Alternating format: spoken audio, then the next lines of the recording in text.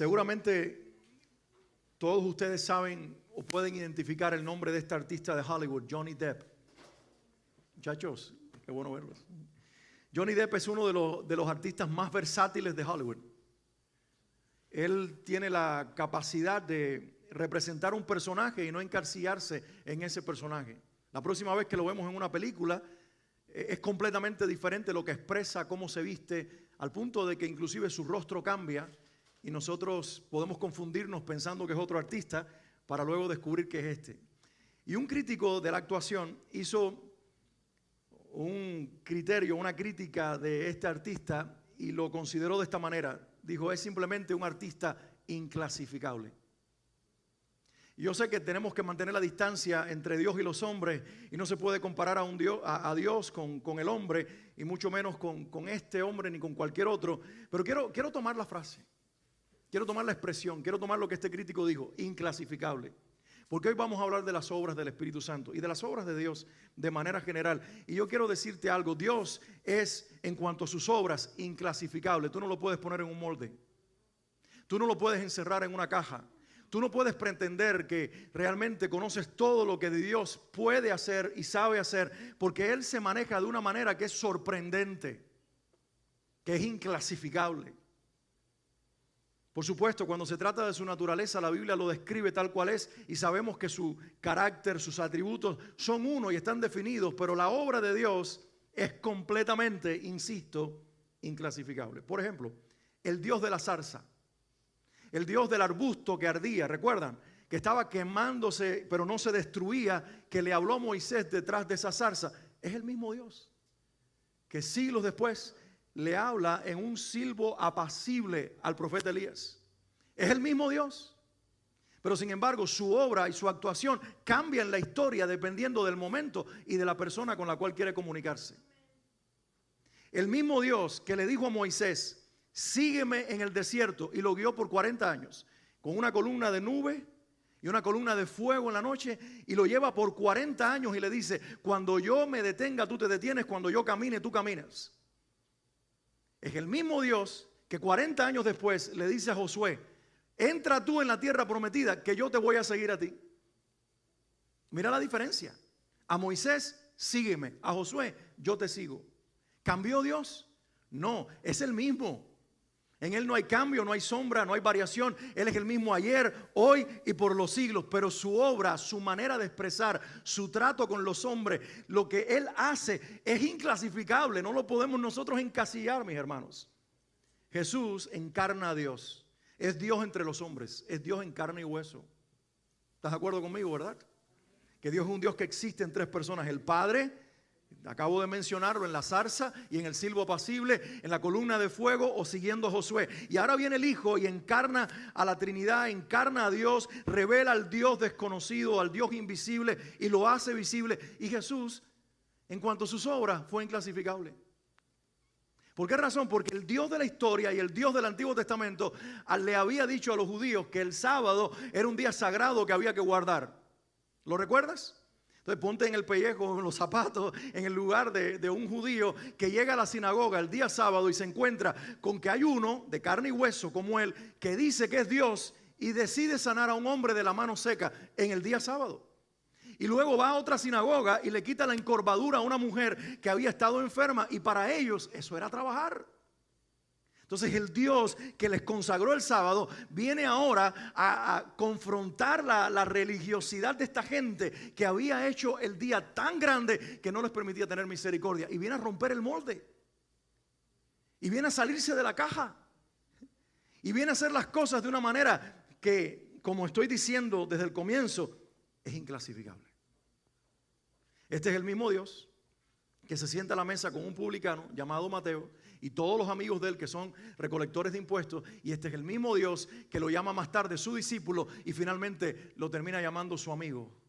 Cuando es el Dios del Antiguo Testamento que pareciera que le enseñó a su pueblo que se mantuviera apartado de todas las naciones y que ellos se consideraran santos o separados al punto de no ligarse con la gente que no pertenecía a su nación. Y aquí vemos a Jesús comiendo con pecadores y publicanos, rompiendo esquemas, saliéndose del molde.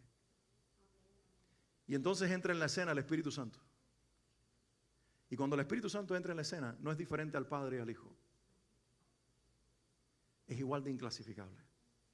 Y lo vemos en el libro de los Hechos y lo vemos en las cartas del Nuevo Testamento. Vemos a un Dios rompiendo esquemas. Vemos a un Dios que le mueve el piso a la gente que está atrapada en la religiosidad y que piensa que cuando se trata de Dios, 2 más 2 es 4. Y esa es la matemática de la tierra, pero la del cielo cambia. Y las cosas de Dios son diferentes cuando Él lo quiere hacer claro. Ahora tenemos las escrituras, definen a Dios, nos muestran quién es Dios. Pero muchas veces no podemos entenderlas porque la tradición nubla la verdad de Dios. Y el Dios que se está revelando aquí queda encasillado, encajonado en nuestra tradición. Y Él quiere romper esas cajas, esos moldes, esos límites para revelarnos a un Dios que quiere revelarse personalmente a nuestras vidas. Entonces, mi hermano, hoy quiero hablarles de este tema de entendiendo las obras del Espíritu Santo. Y quiero decirte que hay 3 maneras en las cuales nosotros podemos intentar entender al Espíritu Santo, o su obra específicamente. Las 2 primeras que voy a mencionar son incorrectas, son negativas. Y hay una tercera forma en la que es correcta de acuerdo a la Biblia. Pero antes de tratar de explicarles por mi cuenta, ¿qué tal si vamos a la Biblia y leemos juntos la palabra de Dios? Vamos a leer todo un capítulo de 1 Corintios, el capítulo 2, y nos vamos a extender un poquito al capítulo 3, en el versículo 1. Así que repito la cita, 1 Corintios capítulo 2, y vamos a leer desde el versículo 1 en este pasaje.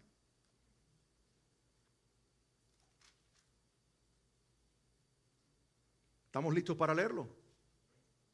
Dice la palabra: yo mismo, hermanos, cuando fui a anunciarles el testimonio de Dios, no lo hice con gran elocuencia y sabiduría.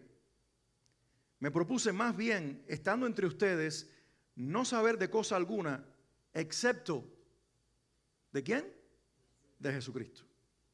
Y de este crucificado. Es más, me pregunté ante ustedes, o me presenté ante ustedes con tanta debilidad que temblaba de miedo. No les hablé ni les prediqué con palabras sabias y elocuentes, sino con demostración del poder del Espíritu, para que la fe de ustedes no dependiera de la sabiduría humana, sino del poder de Dios. En cambio, hablamos con sabiduría entre los que han alcanzado madurez, pero no con la sabiduría de este mundo, ni con la de sus gobernantes, los cuales terminarán en nada. Más bien exponemos el misterio de la sabiduría de Dios, una sabiduría que ha estado escondida y que Dios había destinado para nuestra gloria desde la eternidad. Ninguno de los gobernantes de este mundo la entendió, porque de haberla entendido no habrían crucificado al Señor de la gloria. Sin embargo, como está escrito, ningún ojo ha visto, ningún oído ha escuchado, ninguna mente ha concebido lo que Dios ha preparado para quienes lo aman. Alguien debería decir amén. Porque lo que nadie vio, ni escuchó, ni entendió, lo hemos venido a escuchar, ver y entender nosotros que somos amados por Dios. Alguien debe decir amén. Ahora bien, Dios nos ha revelado esto por medio de su Espíritu. ¿Por medio de quién? De su Espíritu. Pues el Espíritu lo examina todo hasta las profundidades de Dios. En efecto, ¿quién conoce los pensamientos del ser humano sino su propio espíritu que está en él? Asimismo, nadie conoce los pensamientos de Dios sino el Espíritu de Dios. Nosotros no hemos recibido el espíritu del mundo, sino el Espíritu que procede de Dios, para que entendamos lo que por su gracia Él nos ha concedido. ¿Para que entendamos qué? Lo que por su gracia nos ha concedido. Hoy voy a hablar acerca de entender la obra del Espíritu, así que el Espíritu en nosotros nos está entrenando para entenderlo a Él y a su obra. Amén. Versículo número 13 dice: esto es precisamente lo que hablamos, no con palabras de enseñar que enseña la sabiduría humana, sino con las que enseña el Espíritu, de modo que expresamos verdades espirituales en términos espirituales. El que no tiene el Espíritu no acepta lo que procede del Espíritu de Dios. La versión del 60 dice el hombre natural. El que no tiene el Espíritu no acepta lo que procede del Espíritu de Dios, pues para él es locura. No puede entenderlo, porque hay que discernirlo espiritualmente. En cambio, el que es espiritual lo juzga todo, aunque Él mismo no está sujeto al juicio de nadie. Porque ¿quién ha conocido la mente del Señor para que pueda instruirlo? Nosotros por nuestra parte tenemos la mente de Cristo. Versículo 1 del capítulo 3 dice: yo, hermanos, no pude dirigirme a ustedes como a espirituales, sino como a inmaduros, apenas niños en Cristo. Quiero pararme ahí y vamos a leer un momentito, vamos a orar, mejor dicho, un momentito. Padre, hemos leído tu palabra, en ella hay encerrada una enseñanza y una revelación del Espíritu para nuestras vidas en este día. Y tú me has concedido los oídos y los corazones de las personas que están sentadas en este auditorio y también que están conectados a través de esa cámara. Y yo te pido en este momento que toda oposición de carácter espiritual para robar, Señor, lo que tú quieres hacer en los corazones y en las mentes de los que creen, sea quitada de en medio. Que toda oposición de carácter espiritual, satánica, demoníaca, sea removida, atada en el nombre de Jesús. Yo te pido, Señor, que con libertad tu palabra corra en este lugar y pueda establecer y hacer todo para lo cual tú lo has enviado. Creemos lo que dice tu palabra, Señor, que no regresará a ti vacía, sino que hará todo para lo cual tú la enviaste. Y por eso en este momento me pongo en tus manos. Te pido, Señor, junto con la iglesia, háblanos, Padre. Habla a nuestro corazón, habla a nuestro espíritu, habla también a nuestra mente racional e intelectual y establece allí tu verdad y activa, oh Dios, la mente espiritual que nos has dado por la fe en uno solo, Jesucristo. Te pido, Señor, que el Espíritu Santo pueda hablar en este momento y pueda usar mi humanidad y mi vida, mi mente, mi boca, todo lo que soy como persona para comunicarte y para hablar de ti, Señor, con claridad, para que venga entendimiento, Señor, a la vida de todos y así, Señor, se acelere la obra de tu Espíritu en la vida de estos que creen. Bendícelos en el nombre de Jesús y háblanos. En su nombre oramos, Señor. Amén y amén. Entonces hay tres maneras en las que los seres humanos, cuando interactuamos con la obra del Espíritu Santo, intentamos definirlo. Tres maneras en las que los seres humanos, cuando interactuamos con la obra del Espíritu, intentamos definirlo. Dos maneras, de acuerdo al pasaje que acabamos de leer, que son incorrectas, que no son correctas. Y una sola manera en la cual nosotros podemos entender la obra del Espíritu Santo en nuestras vidas. Amén. ¿Estamos listos para recibir? Sería muy bueno que tomaras notas, porque estoy hablando de algo profundo. Algo que no es fácil de entender, pero que a la misma vez está clarito en las Escrituras y simplemente quiero ser usado por el Espíritu Santo para abrirte el entendimiento, para que tú puedas entender, pero es muy bueno que tú anotes, porque la mente lo olvida todo, pero el lápiz no. Así que en este momento yo te pido que tomes una libreta, si la tienes, un lápiz, tu teléfono y prepares el corazón para recibir esta palabra, pero también el dedo para escribir. Amén. La fe es práctica, porque muchas veces nosotros queremos reservar en el corazón lo que no tenemos capacidad para guardar porque se nos olvida con el quehacer de la vida. Pero si tú lo anotas y regresas y oras sobre esa palabra, te va a bendecir de una manera increíble. Di conmigo, tres maneras. Di tres maneras. Tres maneras en las que nosotros tratamos de entender la obra del Espíritu y que aquí está definido en el pasaje.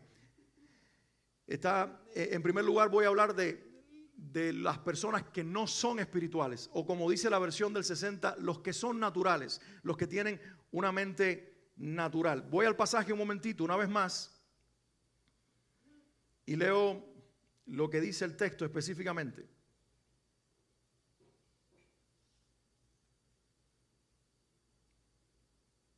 Dice el versículo 14 de 1 Corintios capítulo 2, el que no tiene el Espíritu no acepta lo que procede del Espíritu de Dios, pues para él es locura. No puede entenderlo porque hay que discernirlo espiritualmente. ¿Alguien tiene una versión del 60 aquí que pueda leer ese mismo pasaje? 1 Corintios 2, versículo 14. En la versión del 60. La Reina Valera del 60, sí. Pero el hombre natural no percibe las cosas que son del Espíritu de Dios, porque para él son locura y no las puede entender, porque se han de discernir espiritualmente. Entonces lo que está haciendo Pablo aquí por dirección de Dios es empezar a definir los tipos de personas espiritualmente hablando que intentan interactuar con la obra de Dios. Y yo quiero que hoy tú te salgas de aquí haciéndote esta pregunta: ¿qué persona soy espiritualmente hablando? Y que lo hagas con toda honestidad y con toda sinceridad, porque eso es muy importante para si estás en una posición incorrecta, tomes hoy la decisión de fe de moverte a la posición donde el Espíritu de Dios puede obrar en ti, tú entenderlo y así crecer en una relación con el Señor y hacerla íntima. Amén, no los escucho. No sé si tienen frío, tienen hambre, están calladitos, han cantado demasiado, no sé. Pero si puedes decir amén, di un amén fuerte.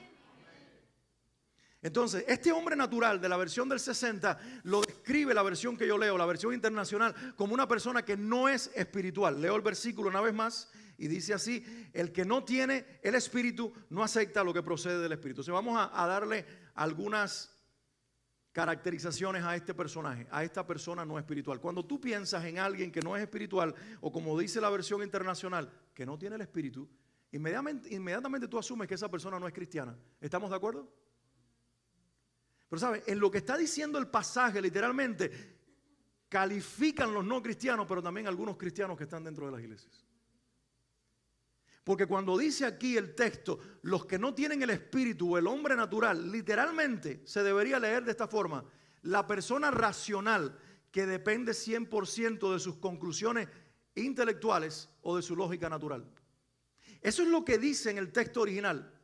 Cuando habla de una persona o hombre o un ser humano en general que tiene una actitud o una forma de tratar o de responder a la obra del Espíritu de una manera natural o de una manera que no es teniendo el Espíritu, literalmente dice, esta es una persona racional que depende 100% de sus conclusiones intelectuales o de su lógica natural. ¿Y qué pasa? Que muchas veces tú vienes a la fe, conoces al Señor, pero lo último que terminas entregándole al Señor es tu mente. Lo último que le permites al Espíritu Santo transformar es la mente y meterse en un ambiente espiritual donde Dios está siendo proclamado y donde su palabra está siendo creída, intentando racionalizar o entender intelectualmente la obra del Espíritu, es un imposible. Entonces hay gente en el pueblo de Dios y tenemos denominaciones, tenemos maestros de seminario, instituciones teológicas. Tenemos predicadores de renombre que llenan estadios y conferencias, que lo único que hacen es intelectualizar el evangelio, racionalizar la fe, y por lo tanto ellos pareciera ser que tienen una tijera en las manos. Volviendo a Johnny Depp, el personaje de la tijera. Tienen una tijera en las manos y ellos están cortando la Biblia según su interpretación y según lo que le enseñaron las tradiciones teológicas en las cuales han sido formadas. ¿Por qué? Porque cuando entraron al ambiente de fe, posiblemente entraron a iglesias o ambientes espirituales donde lo que intentaron fue activar la razón, activar el intelecto y no la fe. Y no el espíritu. Y mis hermanos, cuando uno viene a Cristo, la mente no se queda afuera, pero sí tiene que ser transformada. Por eso Pablo dice en Romanos capítulo 12, hay que renovar la mente todo el tiempo. La mente tiene que ser renovada, no solamente de pecado, de formas de vida descompuestas afuera de la calle, sino también en cuanto a la fe. Porque si tú no renuevas por el espíritu la mente, lo que va a ocurrir es que tú le vas a poner un freno o le vas a levantar una pared a lo que Dios quiere hacer en tu vida porque no lo entiendes. Entonces dice Pablo en este pasaje que este tipo de personas no tiene el espíritu. Di conmigo, no tiene el espíritu. Dilo fuerte, no tiene el espíritu. Y pregunta, ¿qué quiere decir eso? ¿Qué quiere decir eso? Bueno, como he venido explicando, quiere decir que ese que no tiene el espíritu es uno que no ha creído en primer lugar, pero también puede ser uno que creyendo en la mente el espíritu no gobierna. Y por eso tú tienes predicadores que te dicen, eso ya no es para hoy. Y convirtieron el libro de los Hechos en un libro histórico. Y te dicen, no, eso no es para ese don ya terminó cuando se cerró el último libro del Nuevo Testamento. Cuando se escogieron los libros del Nuevo Testamento, tú vas a escuchar esto, predicadores que te dicen, esos dones fue para el primer siglo, para la era de los apóstoles, cuando se murió el último apóstol, ya eso no existe, ya el Espíritu no obra así, como si Dios realmente no entendiera que Él no se mueve para respaldar su palabra, sino para quebrantar los corazones llenos de pecado y traerlos a la fe. Y por eso es que el Espíritu de Dios sigue dando lo que está en su palabra. Entonces cuando tú interactúas, dialogas con estas personas, le dices, ¿de dónde viene tu conclusión? La mayoría de las veces viene de tradiciones que le enseñaron en sus congregaciones o en sus institutos teológicos o en sus seminarios donde han estudiado. Y cuando la mente responde a la enseñanza de los hombres, se cierra la obra del Espíritu. Dice la segunda característica de estos que no son espirituales, no solamente que no tienen el espíritu o que su mente racional depende 100% de conclusiones intelectuales o de la lógica, sino que ellos no aceptan lo que proviene del Espíritu de Dios. Toda manifestación del Espíritu Santo es juzgada. Lucas 11:15, por ejemplo, cuando Jesús está allí echando fuera demonios, ellos dijeron literalmente, los fariseos, intérpretes de la ley, maestros de la religión, dijeron, por Belcebú echa fuera los demonios. ¿Recuerdan la historia? Por Belcebú echa fuera los demonios. La cita bíblica exacta es Lucas 11:15, si la quieres anotar. Por Belcebú echa fuera los demonios. ¿Y qué dijo Jesús? Ustedes han blasfemado contra el Espíritu Santo. Y esta es la blasfemia que no se puede perdonar cuando blasfemas contra el Espíritu Santo. ¿Cuál fue la blasfemia? Decir que lo que el Espíritu estaba haciendo por medio de Cristo era obra de Satanás. Y hay gente que está cruzando la línea en el pueblo de Dios de llegar a llamar las cosas de Dios como si no fueran, porque no las entienden. ¿Estamos ahí?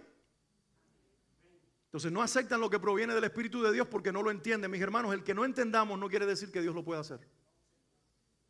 No tiene explicación que el Mar Rojo se partiera en dos. No tiene explicación. Los científicos están tratando de demostrar que fue imposible que el río Jordán fuera partido en dos y que ellos cruzaran por el río Jordán o que el Mar Rojo fuera partido en dos. Están tratando de ellos demostrar eso. Alguien dijo en una ocasión, es imposible que Dios partiera el mar en dos en los días de Moisés, el Mar Rojo. Eso es imposible. Simplemente fue que la marea bajó y el pueblo pasó por un mar que estaba prácticamente en seco, porque eso es un fenómeno natural que ocurría de tiempo en tiempo y casualmente ocurrió cuando ese pueblo estaba huyendo de Egipto y ellos en su éxtasis espiritual le atribuyeron a un Dios que no existe el partir el mar. Y el hombre le dijo, el que tiene fe, pues sabes que ahora tengo más fe que antes.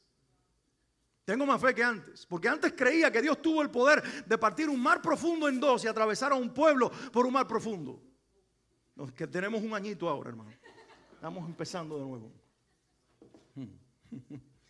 Dice el hombre, si Dios tuvo poder, como yo creía, para partir el mar profundo y hacer pasar a más de 1 millón de personas por el mar en seco, wow, yo estaba lleno de fe. Pero ahora que tú me dices que fue la marea que bajó, tengo más fe todavía, porque es increíble que con tan poca agua como Dios ahogó al ejército de los egipcios.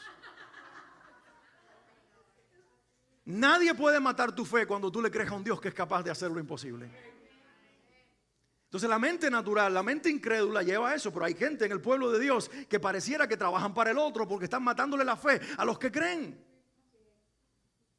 Porque no tienen el Espíritu, porque en su mente no está gobernando 100% el Espíritu de Dios, porque no aceptan lo que proviene de Dios y lo llaman obra de demonios, porque consideran, la tercera característica, una locura, la obra del Espíritu. Mira en el ejemplo en Hechos 12, en Hechos 2:13, Hechos capítulo 2, versículo 13, dice que cuando el Espíritu fue derramado en Pentecostés y 120 personas simultáneamente en otros idiomas diferentes hablaban el Evangelio, dice, otros se burlaban y decían, lo que pasa es que están borrachos, chicos, porque a cubanos había también ahí.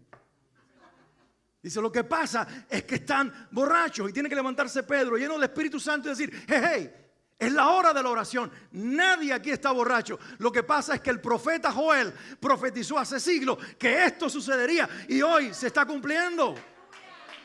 Y tú tienes aquí gente que creía en el profeta Joel, pero no entendía el profeta Joel, porque cuando el Espíritu no está operando en ti, tú no entiendes las Escrituras y tú estás ciego a las Escrituras. Entonces el natural, el que no tiene el Espíritu, el que no es controlado por el Espíritu, llama locura lo que Dios está haciendo. Amén. Y la cuarta característica que Pablo en este pasaje nos da es que ellos no tienen discernimiento espiritual. ¿Qué es el discernimiento espiritual? Es la capacidad de saber lo que es falso y lo que es verdadero y separarlo, lo que es verdad, lo que es mentira y separarlo. ¿Estamos de acuerdo? Entonces, cuando tú no tienes el Espíritu Santo, cuando tú no estás lleno del Espíritu Santo, cuando el Espíritu Santo no gobierna tu mente, tú no tienes discernimiento espiritual. Por lo tanto, tú miras lo verdadero y lo falso y lo metes en el mismo paquete y lo llamas falso. ¿Estamos ahí? Pero dije que hay 3 maneras de intentar entender las obras del Espíritu Santo. Versátiles, inclasificables. La primera es esta. Gente que no tiene el control del Espíritu, que no ha subordinado o sometido su mente a la obra del Espíritu Santo y están tratando de interpretar por la lógica y la razón lo que es simplemente espiritual. Pero hay un segundo grupo. Pablo lo llama en el capítulo 3, por eso leí el versículo 1, los llama los inmaduros. Es prácticamente toda la iglesia de los Corintios. Esta es una carta, las 2 cartas están principalmente dirigidas a una congregación de gente extremadamente espiritual y extremadamente inmadura. Por eso, así son de espirituales, así pecan. Y así son de espirituales, así cometen errores. Entonces, el inmaduro tiene una virtud. El creyente inmaduro espiritualmente, que eso no quiere decir que se convirtió ayer y por eso es inmaduro. Esta gente ya tenía un tiempito de haber creído. La inmadurez no tiene que ver con una etapa, tiene que ver con una decisión de nosotros de no dejarnos transformar por el poder de Dios. Entonces ellos tenían una característica positiva y es que estaban abiertos a la obra del Espíritu. A diferencia de los naturales, los inmaduros están abiertos porque son como niños y los niños lo creen todo. Por eso un padre, si le hace una promesa a un hijo, que la cumpla. Porque el niño va a estar esperando ese paquete de caramelo que tú le dijiste que le ibas a regalar. Él te va a estar recordando el paquete de caramelo todos los días de tu vida, porque tú se lo prometiste y él creyó. ¿Por qué? Porque los niños, por eso Jesús dijo, sean como ellos, porque de ellos es el reino de los cielos, porque los niños son ingenuos y los niños tienen una fe inquebrantable, una fe increíble. Entonces, los que son pequeñitos espiritualmente tienen la virtud de creer todo el tiempo. Mira, Pablo dice en 1 Corintios, en el capítulo 1 de esta misma carta que estamos leyendo, pero los versículos 4 al 7. Lo puedes anotar ahí. 1 Corintios, capítulo 1, versículos 4 al 7. Dice Pablo, siempre doy gracias a Dios por ustedes, por ellos los corintios. Pues Él, en Cristo Jesús, les ha dado su gracia. Unidos a Cristo, ustedes se han llenado de toda riqueza, tanto en palabra como en conocimiento. Fíjense ustedes la descripción que hace de esta iglesia. Los corintios tenían la gracia de Dios y se habían llenado de la riqueza espiritual, tanto en palabra de Dios como en conocimiento. Dice, así se ha confirmado en ustedes nuestro testimonio acerca de Cristo. Y dice algo ahora aquí tremendo, de modo que no les falta a ustedes ningún don espiritual, mientras esperan con ansias que se manifieste nuestro Señor Jesucristo. Intenta olvidarte por un momento que conoces el resto de la historia y de las características de esta iglesia. Y quédate con esta descripción. ¿Lo quieres leer una vez más? Olvídate de que había un pecado de incesto, que había borrachera, glotonería, pleitos en las cortes, de que estaban peleándose porque unos perseguían a un líder, otros iban tras otro. Olvídate de todo eso y vamos a leer juntos ahora pensando, no en nada, sino asumiendo que esta es una iglesia increíble. Y dice el Señor a través de Pablo, siempre doy gracias a Dios por ustedes. ¿Por qué cosa? Pues Él en Cristo les ha dado su gracia. Digan wow o digan amén. ¿Quién no quiere una iglesia llena de la gracia de Dios? ¿Es eso bueno o eso es malo? Di conmigo, eso es bueno. Eso es bueno. Dios le había dado su gracia a aquella iglesia. Dice además, unidos a Cristo, ustedes se han llenado de toda riqueza. ¿Alguien dice amén a eso? Y más que de riquezas materiales, que las habían en muchas de las familias de aquella iglesia, está hablando de riquezas espirituales. Gente rica en el espíritu. Digan conmigo, no sé, wow, amén, digan algo, pero esto es increíble. ¿Quién no quiere una iglesia así? Dice, se han llenado tanto que están llenos en palabra y en conocimiento de Dios. Aleluya. Esta gente, la palabra se la conocía de memoria. Filipenses 4:13 dicen, todo lo puedo en Cristo que me fortalece. Salmo 23, el Señor es mi pastor, nada me falta. Eran gente, tenían conocimiento de Dios, tenían palabra. Qué impresionante que hay gente así en el Señor, que tiene la palabra a flor de piel, que tú nada más que dices, porque todo, y ellos dicen, lo puedo en Cristo, aleluya. Y ya la tienen en la boca, ¿no? Y tú dices, wow, qué increíble si yo fuera así.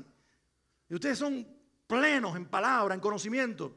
Y así se ha confirmado otra virtud más, el testimonio de Cristo en ustedes, de modo que no les falta ningún don espiritual. Ustedes leen la lista de 1 Corintios 12 y todo lo que está mencionado ahí, don de ciencia, don de sabiduría, don de profecía, de lenguas, de interpretación de lengua, múltiples dones de sanidades, de exhortación, todo lo que está mencionado en los 9 dones de 1 Corintios 12, ellos lo tenían, no le faltaba nada. Pero cuando llegamos al capítulo 3, Pablo les dice, hermanos, yo no pude dirigirme a ustedes como espirituales, sino como a carnales, como a niños en Cristo. Espera. ¿Será que la introducción anterior en el capítulo 1 era para otra iglesia y Pablo se le cruzaron los cables? ¿Será que Pablo le iba a escribir a otros creyentes y se equivocó? Y ahora dice, ay no, déjame decirles a estos quiénes realmente son, porque ya los elevé tanto que ellos dicen, así es como se vive la fe. Y Pablo le dice, no, ustedes son niños en Cristo. Porque el inmaduro es abierto a la obra del Espíritu. Y tú le dices, hay don de fe. Y dice, yo lo quiero. Y lo cree y lo recibe. Pero pastor, ¿cómo es posible que Dios le dé dones espirituales y poder de Dios y gracia en abundancia y conocimiento y plenitud de Él a gente tan inmadura? Por una razón, voy a explicar. Cuando tú crees, la salvación ocurre en tu espíritu. Y la Biblia enseña que nosotros somos tripartitos. Di conmigo, espíritu, dilo para que se te quede. Espíritu, alma y cuerpo. Ok, la salvación ocurre instantáneamente, la obra de la justificación en tu espíritu. En el momento que Cristo te justificó, el espíritu es resucitado y está abierto para creer todo lo de Dios. Pero luego viene el alma. Ahí se asienta la voluntad. Ahí están los deseos y sentimientos. Ahí está el intelecto y la razón. Y en el alma tiene que ocurrir un proceso que se llama en la Biblia la santificación. Es lo que Pablo dice en Filipenses capítulo 1, versículo 6, cuando dice, estoy persuadido de esto. El que comenzó en ustedes la buena obra la va a perfeccionar hasta el día de Jesucristo. ¿Qué está perfeccionando Dios? Di conmigo, el alma. ¿Qué está santificando? El alma. Mi espíritu ha sido justificado, mi alma está siendo santificada. Y luego finalmente viene el cuerpo y este está esperando el día de la redención. Aquí hay dolor, aquí hay enfermedad, aquí hay tentación, aquí hay un montón de cosas. Pero este cuerpo tiene una promesa. Aquel que se levantó de la tumba, aquel que resucitó, aquel que está a punto de venir, le ha prometido a mi carne que esta no va a seguir envejeciendo, que no se va a enfermar, que no va a ser más tentada, que la enfermedad no va a entrar en ella, que la muerte no la va a alcanzar. Un día este cuerpo va a ser como el de mi Señor glorificado, y el que ahora sirve de medio de tentación se va a convertir en medio de gloria. Pero eso es un día futuro. El alma está en un proceso, el cuerpo está esperando una promesa, el espíritu ya ha sido vivificado. ¿Lo entiendes? Es por eso que una iglesia que tiene un espíritu vivificado, tiene un alma de niño, tiene un alma infantil, tiene un alma que no ha sido procesada, tiene un alma que no ha rendido, pero tiene un espíritu que cree. Y el Señor dice, yo no puedo negarle al que cree lo que pide, recibe. Que en el camino yo me encargaré de madurarte para que uses correctamente las municiones que te entregue. Ese es Dios. Él lo puede hacer porque Él tiene poder para transformarte, y Él corre el riesgo de darle lo glorioso a gente inmadura porque Él sabe que al final Él los va a convertir en la gloria de su Hijo. Pero esta gente abierta al Espíritu eran niños. Por lo tanto, el inmaduro no desarrolla carácter cristiano.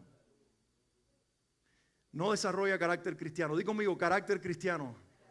La verdadera espiritualidad no se revela en el poder que tengo y en los dones que manejo. La verdadera espiritualidad se maneja en el carácter que he dejado que el Señor transforme por la obra de su Espíritu Santo. Entonces, ¿cuál es el estorbo de esta gente al entendimiento del Espíritu? El carácter. Di conmigo, el carácter. Diga el carácter. Dilo fuerte, carácter. Para que te acuerdes que si algo va a estorbar la obra del Espíritu en tu vida, es tu carácter. Y por eso Pablo dice, 1 Corintios, anoten esta cita, 1 Corintios 1, 10 al 11. Les suplico. Hace 3 versículos anteriores está alabándolos y está reconociéndolo. Ahora empieza la súplica. Dice, les suplico, hermanos, en el nombre de nuestro Señor Jesucristo, que todos vivan en armonía y que no haya divisiones entre ustedes, sino que mantengan unidos en un mismo pensar y en un mismo propósito. Digo esto, hermanos míos, porque algunos de la familia de Cloé me han soplado, mejor dicho, me han informado que hay rivalidades entre ustedes. ¿Se dan cuenta? ¿Qué le faltaba a esta iglesia? Di conmigo, carácter. Cuando estaban en el culto, esa gente estaban llenos de Dios. Había uno hablando en lengua, el otro interpretando, uno sanaba a los enfermos, el otro profetizaba, y aquello era impresionante. Dios estaba allí, nadie podía negar que Dios estaba allí. Pero luego que salían del culto, uno decía, qué mal me cae la hermana, y el otro no me saludó, y al otro lo voy a llevar al juez porque no me devolvió el dinero que me pidió prestado. Eso no me lo estoy inventando, está en la historia. Dice, vámonos a la esquina, que están vendiendo unos animalitos que sacrificaron a los ídolos y nos los vamos a comer, no importa, nosotros tenemos libertad en Cristo para comernos cualquier cosa. Todas esas cosas hacían ellos. Vámonos a la fiesta que está en la esquina. Tú dices, ¿cómo es posible que alguien que tenga el Espíritu maneje esto? Porque eran inmaduros. Y los inmaduros, aparte de todo lo que he dicho hasta ahora, son admiradores de hombres. Pablo les dice, me refiero a las divisiones de ustedes, 1 Corintios 1:12. Me refiero a que unos dicen, yo sigo a Pablo, ese sí es espiritual, ese sí es mi líder. Pero otros afirman, no, yo sigo a Apolos, ese sí que es elocuente y conoce las escrituras. Y otros dicen, no, yo sigo a Pedro, el primer apóstol, la roca de la iglesia. Ya surgían los católicos, ¿no? Y otros, no, yo a Cristo, el más espiritual, yo a Cristo. Y dice Pablo, están llenos de admiración a los hombres y están convirtiendo ídolos a los hombres. Si hay algún parecido con la realidad de muchas iglesias hoy, aquí está revelado. Grandes predicadores, iglesias llenas, conferencias, estadios, multitudes, milagros ocurriendo, sanidades ocurriendo. Dios manifestándose, porque es que es Dios que lo está haciendo. Y la gente dice, ¿cómo es que Dios puede hacer eso? Sí, mira Corintios, es Dios el que lo hacía. Y ahí mismo está habitando la inmadurez, la falta de carácter, la división, la contienda, las disensiones, el seguir a los hombres, el admirar al hombre por encima de Dios, el hacer partidos, el hacer grupos. Pero por si fuera poco, los inmaduros son jactanciosos, son un poco orgullosos. Pablo dice en 1 Corintios 5, 6, describiéndolo a ellos también, dice, ustedes hacen mal en jactarse. Ustedes son jactanciosos. ¿No se dan cuenta de que un poco de levadura hace fermentar toda la masa? Porque ellos decían, somos tan espirituales, capítulo 5 de 1 Corintios, que Dios nos ha dado tanto de su amor, porque Dios es, dilo conmigo, Dios es, pero en nombre de esa declaración, la iglesia comete mucho pecado, y está pasando hoy, como pasó aquel tiempo. Ellos decían, somos tan amorosos, que mira, este hijito se metió con la mujer de su papá, y tienen una relación fuera del matrimonio, una relación incestuosa, una relación aberrante, pervertida, pero nosotros estamos llenos de amor, no lo vemos así, porque todas las cosas son nuevas en Cristo, no hay ley, no hay pecado, todo está permitido. Bienvenidos a la familia del Señor. Lo importante aquí, como dice nuestro apóstol Walter Mercado, es el amor. Eso está pasando hoy. En nombre del amor, de que Dios es amor, las iglesias están llenas de gente permitiendo el pecado, porque se nos ha enseñado que amor es no confrontar, que amor es tolerar, que amor es aceptar. Y el amor, cuando confronta, no lo hace para hacerte sentir mal o para sacar a la luz tus pecados. El amor lo hace para que Cristo sea revelado en ti, porque queremos lo mejor de ti, queremos lo mejor de Cristo en tu vida. Pero entonces esta iglesia había confundido tanto lo espiritual, que en nombre del amor estaba haciendo alianza con el pecado. Eran jactanciosos, y Pablo le dice, hacen mal en jactarse, porque están dejando que un poquito de levadura le fermente toda la masa. Y por último, este grupo de personas que no pueden entender bien lo espiritual, tienen una característica que eso es lo que más confusión espiritual les trae, esta última, y es que se enfocan en lo espectacular. Son sensacionalistas. Dicen, yo no voy a una iglesia si no se me erizan los pelos. Yo no voy a la iglesia si todo el mundo no habla en lenguas. Yo no voy a la iglesia si no me profetizan. Yo no voy a la iglesia. Entonces esa gente está dependiendo de cosas sobrenaturales que son de Dios, que son de hoy también, que las sigue haciendo en nuestros días, pero te están poniendo el énfasis a la obra de Dios más que al Dios de la obra. Y mira lo que dice Pablo aquí, 1 Corintios 13, 1 y 2. Si yo hablo en lenguas humanas y en lenguas del cielo, angelicales, pero no tengo amor, no soy más que un metal que resuena o un platillo que hace ruido. Ellos dirían, pero si nos estás condenando por el amor que teníamos, es que ustedes no aman, ustedes toleran. El amor es diferente. El amor es otra cosa. El amor puro de Dios es totalmente, y lo tienes que discernir por el Espíritu. No lo puedes discernir por la carne, por las emociones, por los sentimientos, por el aparato sensorial. Y hay muchos cristianos que creen que son espirituales porque sienten. Yo siento a Dios. Y a lo mejor es un demonio, pero no tienen discernimiento espiritual. Porque creen que todo el tiempo que se les erizan los pelos es la presencia de Dios. Y yo sé que los demonios le erizan los pelos a la gente también. Este es el grupo, mis hermanos, que al final del día, cuando vengan delante del Señor, le dirán, Señor Jesús, en tu nombre yo eché fuera demonios. En tu nombre sané a los enfermos. En tu nombre. Y el Señor les dirá, ¿y ustedes quiénes son? Porque yo nunca los conocí. No tuve conocimiento íntimo de ustedes. Mi espíritu no se ligó con el de ustedes. Y si hicieron algún milagro, aunque usaron mi nombre, no era mi espíritu el que los estaba usando. Los anteriores, los que no son espirituales, los que no tienen al espíritu gobernando su mente, son los de las vírgenes que tienen lámpara y no aceite. Esos tienen palabras, esos te las recitan de memoria, esos conocen la teología sistemática y conocen la teología práctica y conocen todas las reglas de interpretación. Y esa gente todo el tiempo está con la tijera tratando de cortarte la lengua para que no digas lo incorrecto, para que no ores de la manera incorrecta. Esos tienen lámpara, pero no tienen aceite. Estos pareciera que tienen aceite, pero es corrupto. Es una unción duplicada, es una unción que no viene de Dios. ¿Cómo se entiende al Espíritu Santo? Hay un tercer grupo Y ahí es donde Dios quiere que tú estés y yo también. Y Pablo lo presenta en esta carta, lo hemos leído en el pasaje que leí anteriormente, de 1 Corintios 2. Pablo los llama los espirituales.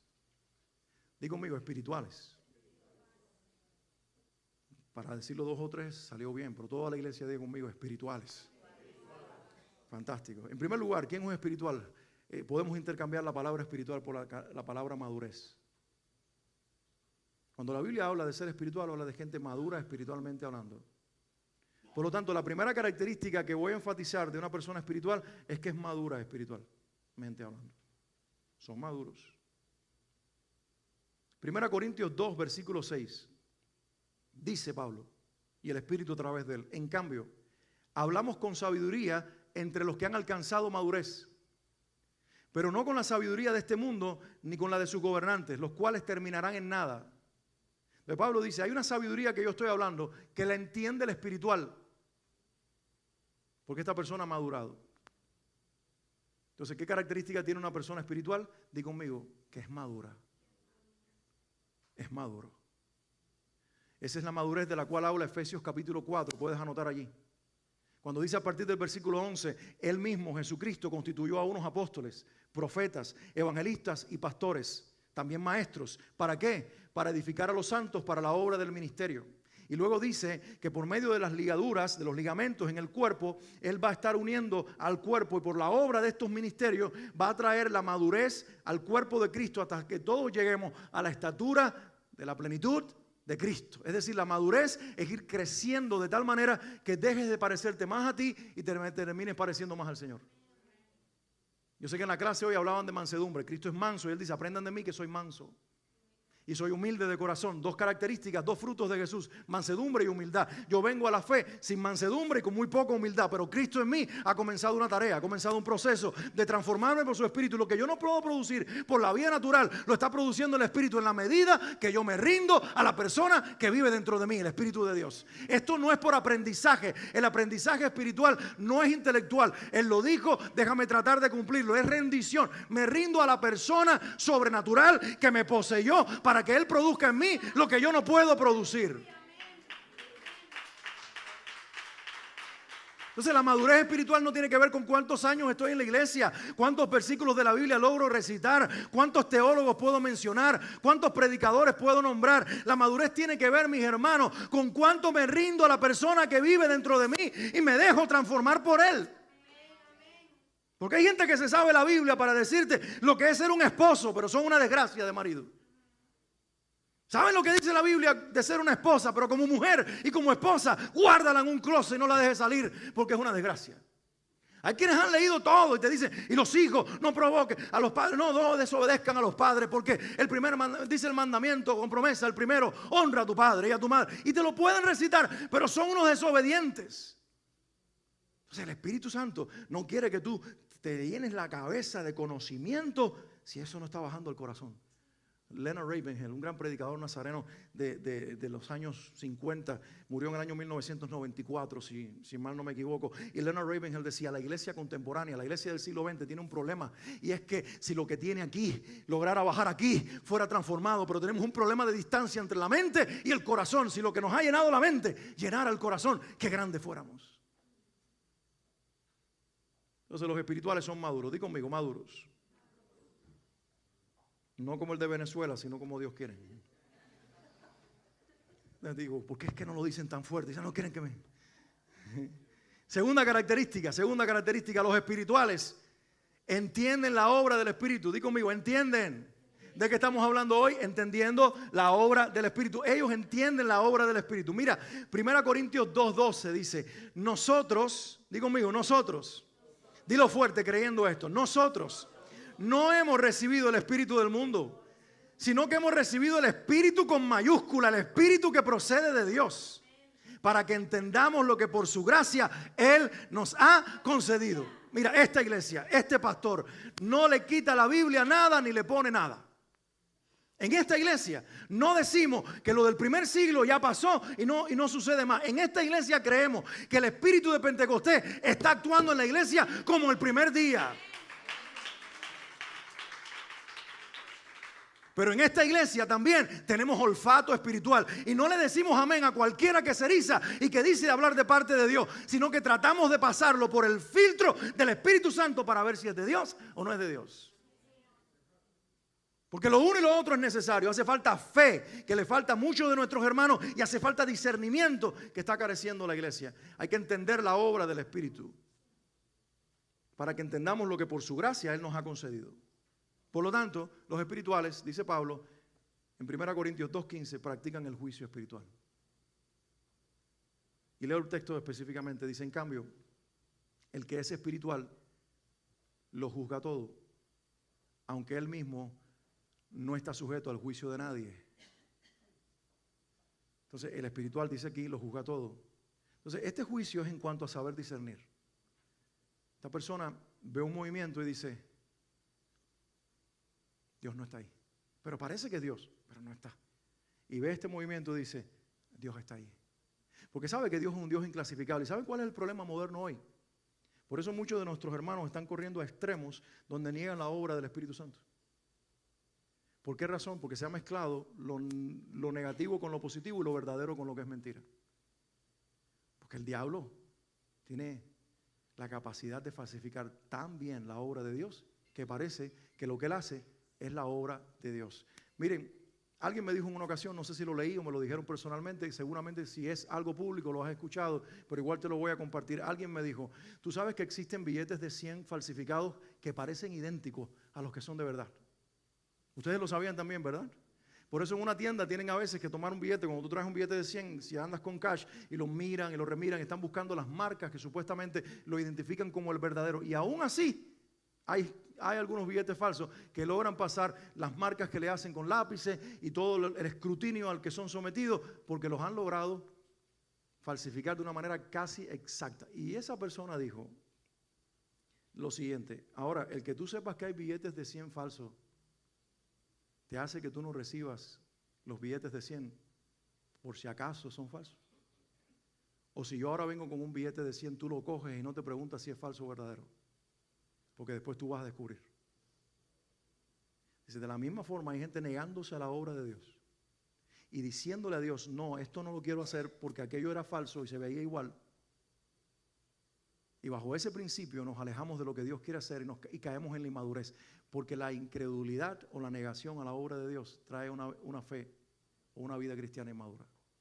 Pero cuando tú dices: no, yo tengo el Espíritu Santo, yo no tengo que andar en miedo, porque esta es la seguridad que nos da el Señor. Si el Espíritu de Dios de verdad vive en ti, Él te va a guiar a la verdad.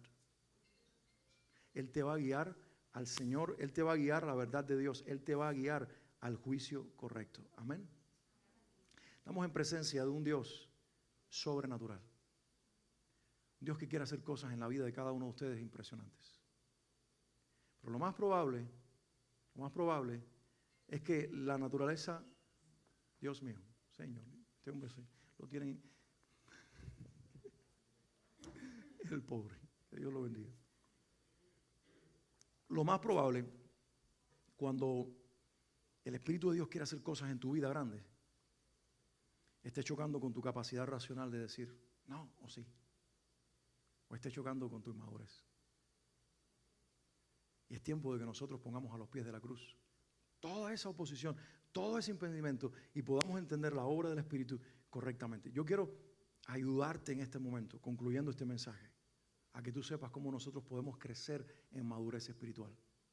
¿Tú lo quieres conocer? ¿Tú lo quieres conocer? La madurez, y lo he venido diciendo todo el mensaje, no es un secreto. Es un secreto a voces que he venido predicando. La madurez espiritual es el resultado de yo rendirme a Cristo. Es el resultado de que yo, miren mis hermanos, si algo le está haciendo bien a la iglesia, pero también mal, son tantas predicaciones en YouTube. Porque uno dice una cosa y el otro la desmiente. Y lo que pasa es que de acuerdo a tu corazón, tú te afilias con una línea de pensamiento o de interpretación. Y ese maestro en el YouTube tiene más fuerza que el Dios de la Biblia. Y si él niega que las cosas de Dios son para hoy, tú vas a decir: Dios ya no lo hace porque lo dijo fulanito de tal y tiene un nombre grandísimo. Pero yo conozco a uno que dice la palabra del Señor que tiene un nombre que está sobre todo otro nombre: Jesucristo. Pero tú escuchas a otro predicador que dice, no, esto es de Dios y Dios es así, Dios es asado. Y ahora tú empiezas a entender a Dios por medio de ese predicador y no por medio de su palabra. La madurez es gente que va a la palabra de Dios entendiendo que este Dios inclasificable está revelando su naturaleza, su carácter, su personalidad y su obra a través de su revelación. Y que este Dios de la Escritura vive dentro de ti. ¿Quién fue el que inspiró la Biblia? Di conmigo, el Espíritu Santo. ¿Quién vive dentro de ti? Por eso dijo un teólogo de siglos pasados, y vale la pena mencionarlo, este es el único libro que cuando tú lo lees, el autor está contigo y te enseña a leerlo. Te da la interpretación, te da el conocimiento, te da el entendimiento. Yo siempre digo, mi trabajo como pastor no es enseñarte la Biblia, es recordarte lo que el Espíritu ya te enseñó. Tú vienes aquí a corroborar lo que en la semana el Espíritu ya te dijo.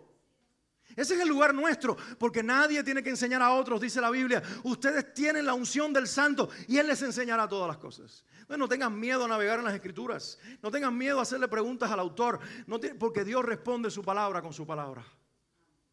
Dios responde su palabra con su palabra. No tengas miedo a las experiencias en las cuales el Espíritu Santo te va a meter.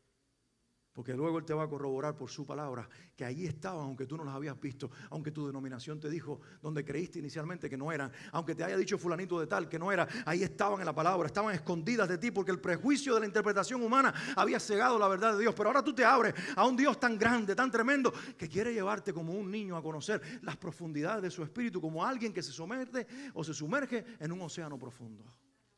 Si eres una persona, tienes que entender cuál es tu personalidad. Eres racional, eres lógico. Tú tienes que poner esa lógica y esa razón a los pies de la cruz y decir, Señor, mi racionalismo, mi lógica exacerbada y exaltada está impidiendo que la fe gobierne mi vida y que el Espíritu ministre mi mente. Por lo tanto, Padre, voy a entrar en un ayuno, en un periodo intenso de oración, hasta que la lógica humana que estorba la lógica del cielo se quiebre y le dé lugar al gobierno del Espíritu Santo. Y vas a ver la historia de hombres que por la palabra han hecho inclusive tremendos descubrimientos. Porque se abrieron al Espíritu. Dios no te quita la inteligencia. Dios te la multiplica. Y Dios la usa para su gloria. Y ya tú no dejas de razonar con Dios, sino que comienzas a razonar para Dios. A entender las Escrituras y a ser un entendido para la gloria del Padre. Ahora, pero si tú tienes una personalidad que eres emotivo, que eres sensorial, que eres una persona que no procesa por el intelecto, que procesa por los sentidos, tú tienes que conocerte, porque el entendimiento de lo espiritual viene primero por entendernos a nosotros. ¿Eres racional? ¿Qué tienes que entregar? La mente. La pongo al gobierno de Cristo. No me la quites, porque si me la quitas, ¿qué voy a hacer? Un robot. No, pero esta mente ahora activa en mí la mente de Cristo. Y que esta razón sea gobernada por la razón del cielo. Y que este entendimiento natural venga a entender el entendimiento de la fe. Y esta capacidad intelectual que me diste de conocimiento venga a someterse al conocimiento sobrenatural. Lo que va a ocurrir es algo maravilloso. Gente inteligente, llena del Espíritu Santo, son una bomba en el reino de los cielos. Se paran en plataforma y ponen de pie al intelecto, lo ponen de rodillas al intelecto humano y ponen de pie al Hijo de Dios. Hace falta gente en la iglesia inteligente, pero sometida al gobierno del Espíritu Santo para que esa mente gobernada por el Espíritu pueda hablar a través de la boca.